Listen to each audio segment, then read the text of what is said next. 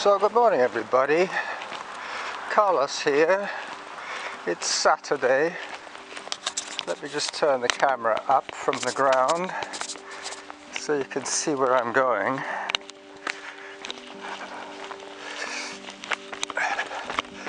So I've gone back to wearing the chest camera, mainly because this way I can keep an eye on what's going on. Once it's on my head, I have to take it off my head to see what I'm doing. So this time I can tilt the camera to see if it's on or not. Today is the day of the Rider Hesdal Tour de Rock, which is a group ride of 3 different distances. I believe there's a 50k ride, a 100-kilometer ride, and a 100-mile ride.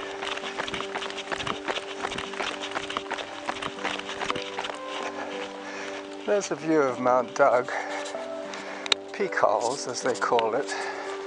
They've adopted the native name.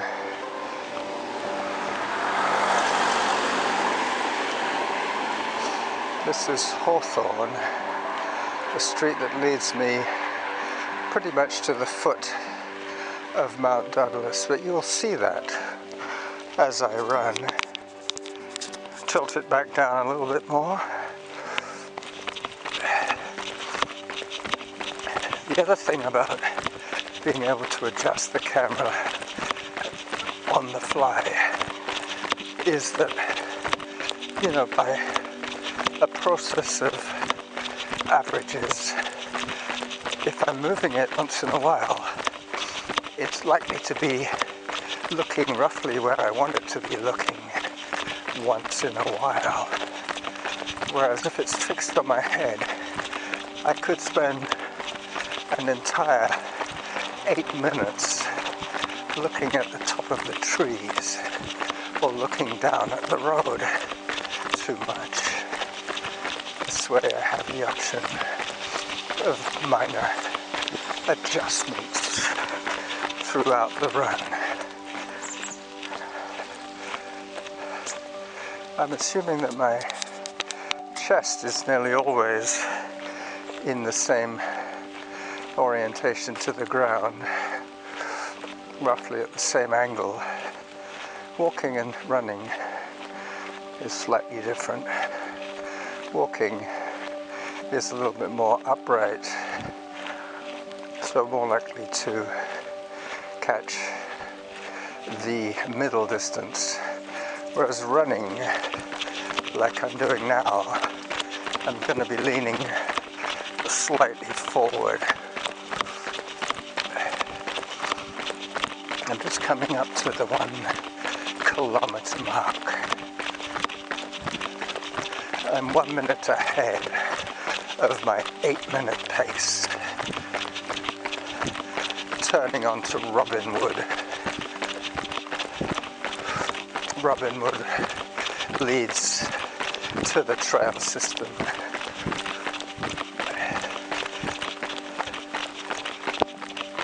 Excuse me. That was my porridge. The dog heard me.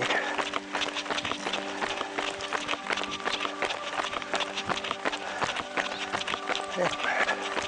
Dogs are very curious creatures. I've been given a Zone 5 warning. I'm in a little bit of pain today. Physical pain. Whenever I'm in pain, my heart rate tends to spike quite early. Hopefully, my right knee will calm down a little bit shortly as I start to hit the softer surfaces and as I start to accept slightly slower paces. I'm going to get ahead of that woman because she's obviously heading for the trails. Runner behind. Let me go in front. Your dog spotted me a while back.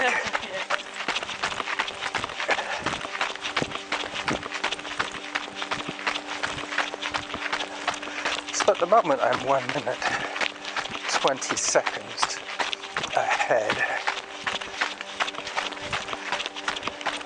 And now for the rest of the run, I should be on dirt.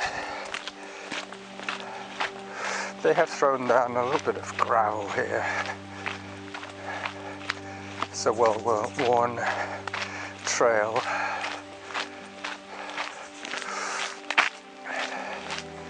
Yesterday I received a gift for my 72nd birthday from my friend in Ohio, Mr. Glenn. I really enjoyed the whole process of waiting for this parcel to arrive.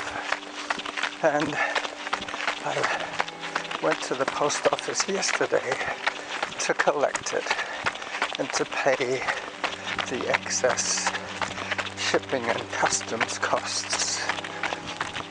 So I got this Polar heart rate monitor semi-smart watch, but it does not have a GPS chip in it. So to be able to track my runs on anything vaguely connected to the internet, it has to be able to pair with my phone to get the GPS signal that I need. 1 minute 18 ahead. I've probably run out of my first clip. Let me just check. Well, in fact, I've got 30 seconds left. So I will let it run out and start it up again shortly. I will continue the story momentarily. I'll just allow you to enjoy the exquisite.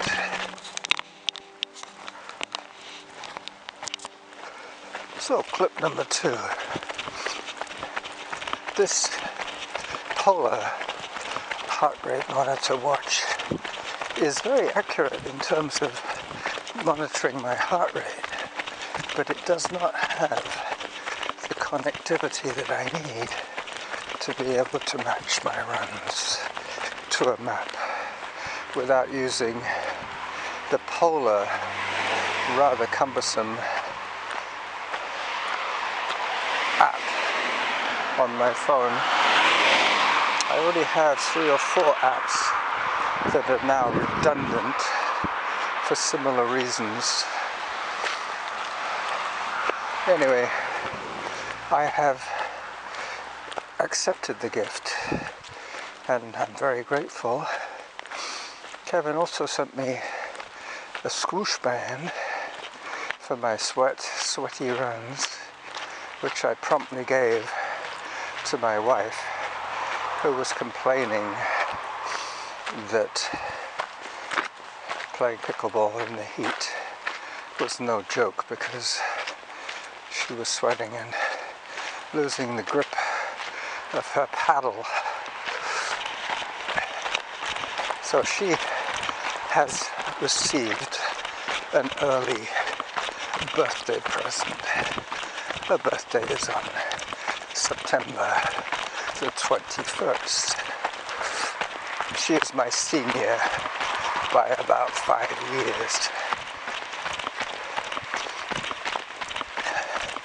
You'll be glad to know that my knee pain has gone away almost completely. So far I have seen no signs of the cyclists. There is probably going to be about 2,000 cyclists riding all over the peninsula. I think it's called the Tour de Victoria, not the Tour de Rock. That is something else. The Tour de Rock is a cancer charity ride organized by the cops, the police. And they have a squad of cyclists, a peloton of cyclists doing the event. But this one is named after a very famous or infamous Victoria cyclist who at one time was disqualified for doping. But the selective amnesia that occurs with local heroes is in full effect with Ryder Hesjedal.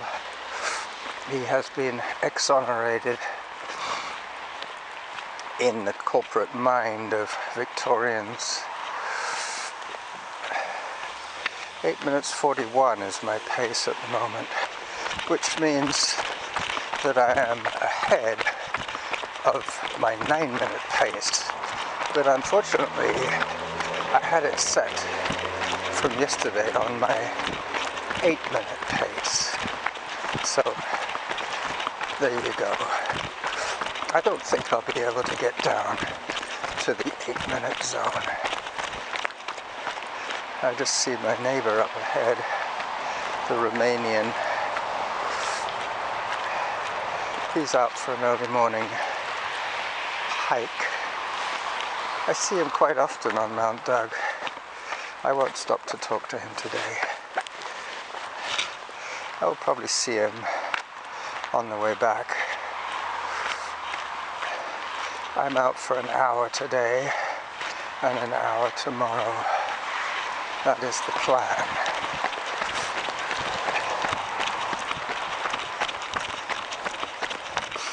Very soon I'm going to deviate from, oops, this is all new blowdown. You can see how rotted that stump is. Yeah, not surprising that it fell down.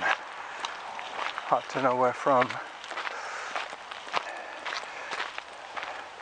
By the fact that it's cracked in so many places, probably fell down from pretty high up.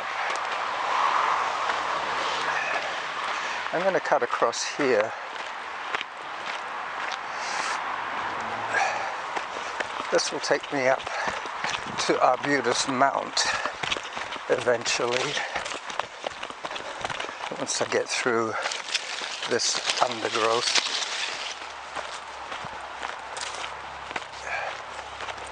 I'm still ahead of my pace by 23 seconds.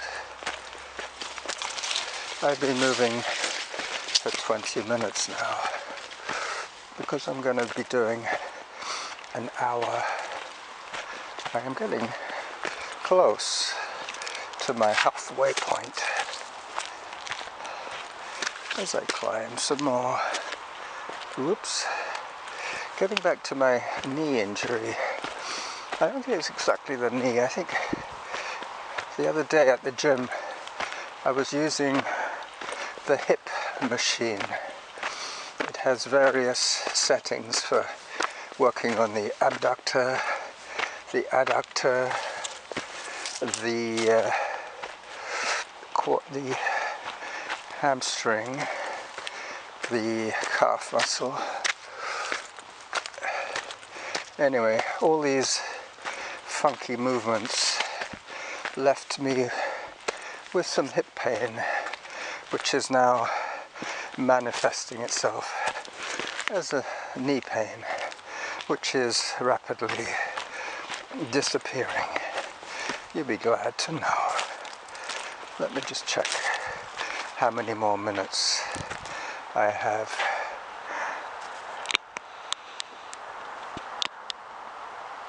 I have another minute to go on this clip.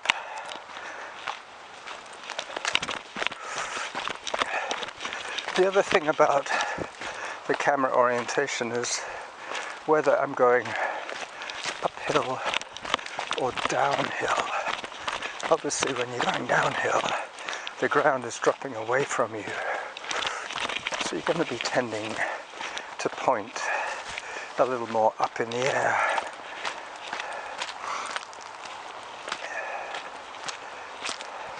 When you're going uphill, you're leaning into the hill and pointing slightly lower.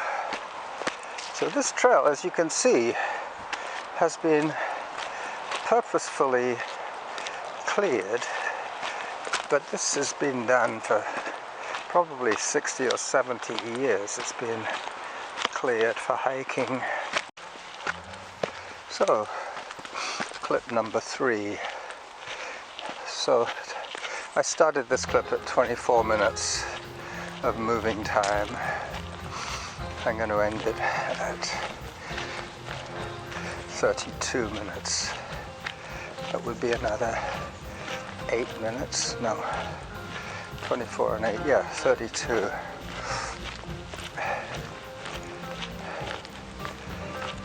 You can hear my breathing. My heart rate is at just around 110 at the moment.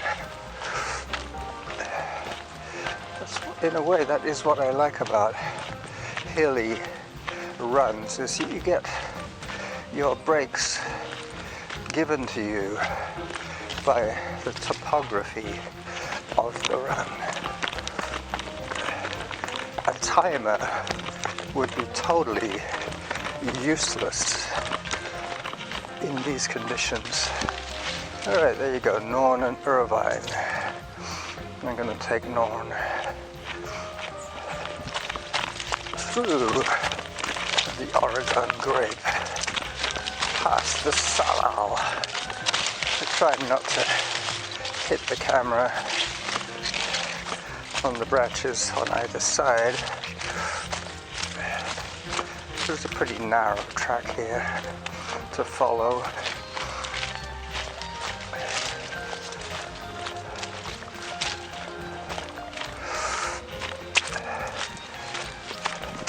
Up I go again, up towards Norn, the main path, the main trail of Norn happens just up here. I'm 2 minutes behind my pace now, but that's cumulative since I started. And this is the main Norn-Irvine intersection. Beautiful, beautiful trails. No bikes are allowed on this trail. I have about 6 minutes left on this clip.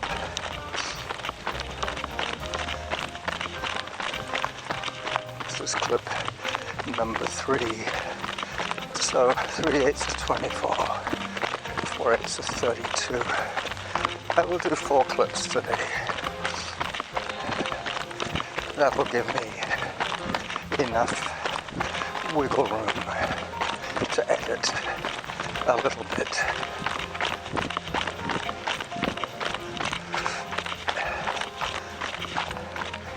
Saving my knee a little bit here. Downhills are the ones that hurt your bones. Uphills are the ones that stress your heart.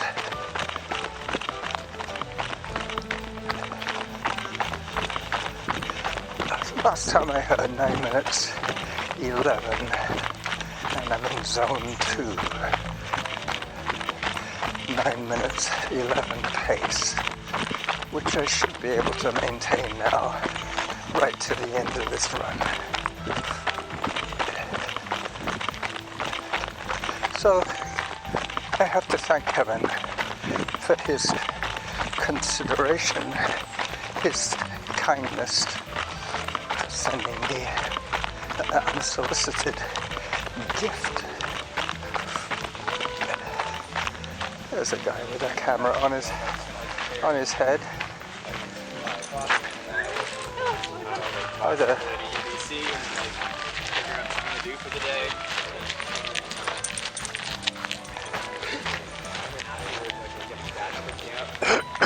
Runner behind. Hello. It's okay. Thank you. No need to apologize. 3 people and a couple of dogs. Probably full rank over one sweaty runner. So this is Norn. A thick bridge on Norn.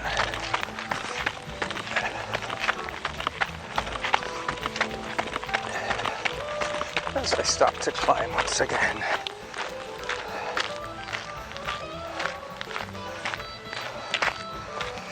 I'm listening to a jam by the Grateful Dead. Something that doesn't interfere with my speech process. These tunes are quite familiar to me, so I can just basically let them waft over me as I conduct my dialogue.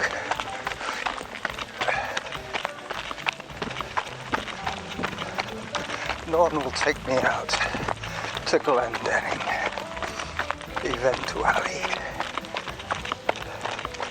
As long as I can remember to get back onto Todd Trail and Maddock Trail briefly.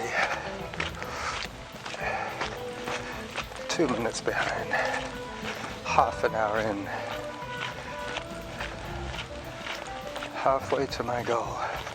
Rather than go back the way I came, I will push on in this direction with 2 minutes left on this clip.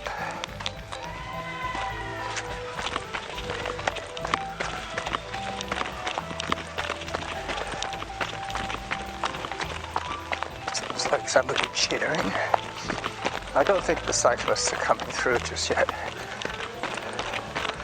They've closed the road off when the peloton arrives at the major intersection, but I believe they started at 8 this morning. I started around the same time as they did. This is where I go back down towards Whitaker and then heading out to Glendenning. But as you can see, there is a myriad of trails. They are all well signposted.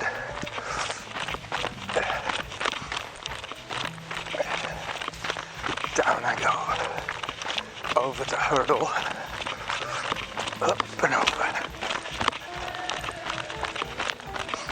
landing on my less irritated knee at that time. So now it's pretty much swoopy trails all the way to Glendenning. Alright, so clip number 4. I'm up to 36 minutes. So 36 and 8 is 44.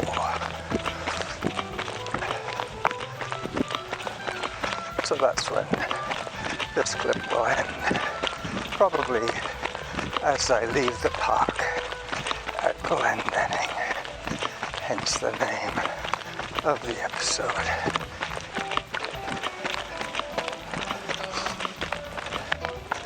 That's my fourth favorite tree here in the park. Excuse me, that was my porridge. Good morning.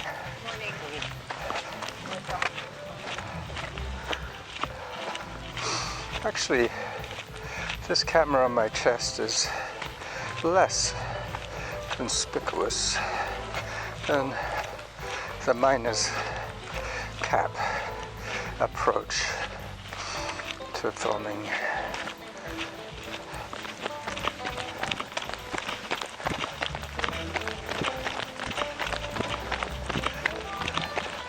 The only disadvantage of this one is that you see my hands quite often in the frame.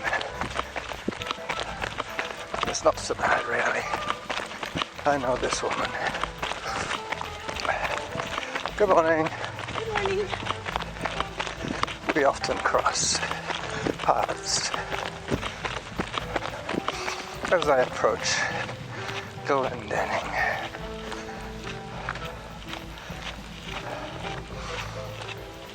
I'm going to leave the video at Glendenning and then continue my run. A little bit of pavement until I get to Bow Park, and then through the park I run to the Feltham Trail and then on to Lambrick Park.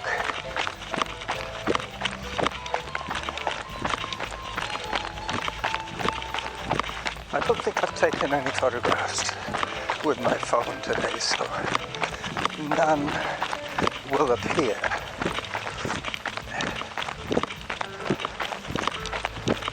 "39 minutes of moving time." So I have about 6 more minutes.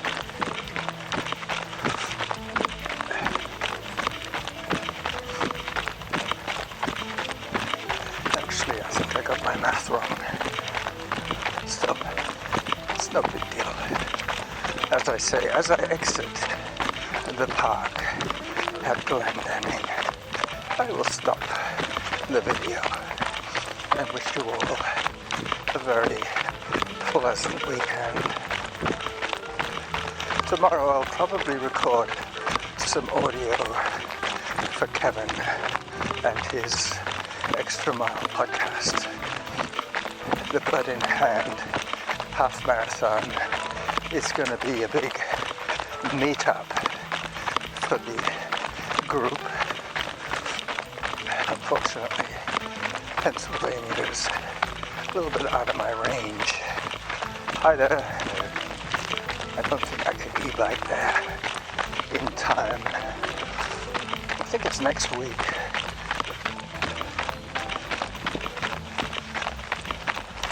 So that post where the dog is relieving itself is my departure from this episode. I will continue running for another 15 minutes or so. So this is the running jackal leaving the park at Glendenning. Hello. Saying bye-bye. And good luck to you all for running next week at the Bird in Hand. Bye-bye.